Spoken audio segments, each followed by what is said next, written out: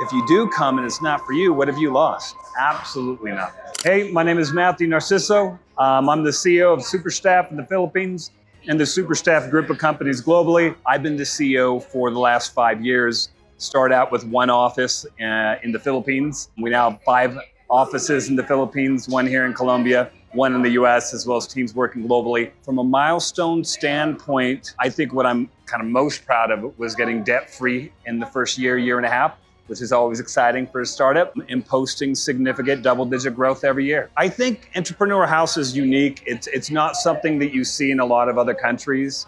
I think it really has exposed just how deep the entrepreneurial scene is in Colombia, and they've done a fantastic job at kind of harnessing everybody and putting them in one place so that they can benefit from each other's experience and then the broader network that's available here. It's not something I've seen elsewhere, at least not done to this depth.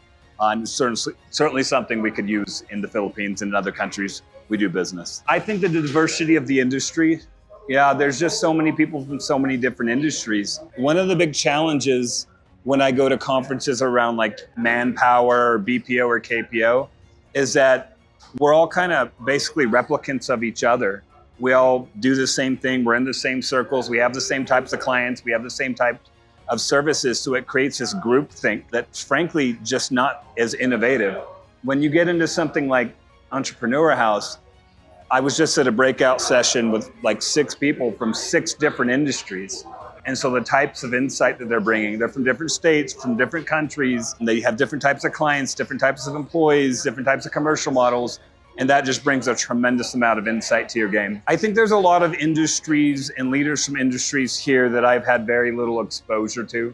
I've in large part worked in human capital, biopharmaceutical, insurance, AI, manufacturing, distribution.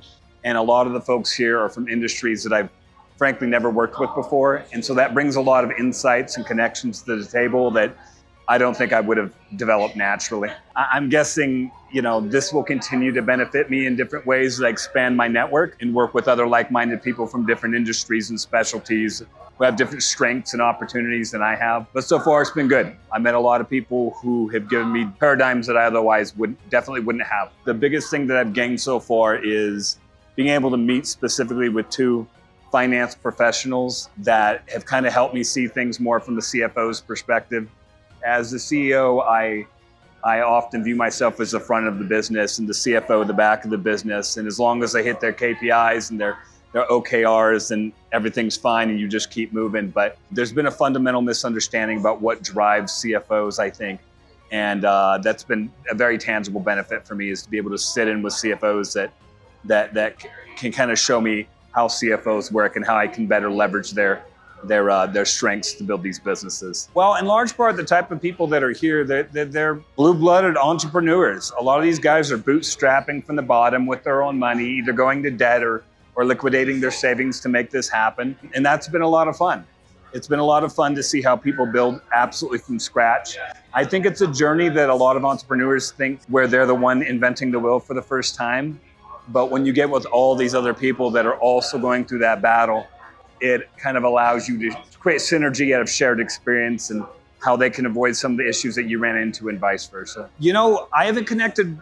I've met a lot of people from marketing, and I've met a lot of people from different industries that I don't necessarily do business with out in the real world. I don't really compete or cater to these folks, but I think that's probably a strength because it allows me to see different industrial perspectives that, again, I wouldn't otherwise have. But there are 2 people from my industry here, from BPO, that I gain a lot from.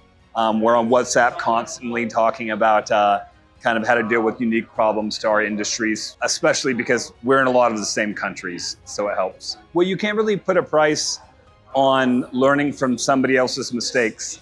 And that's a big part of networking, right?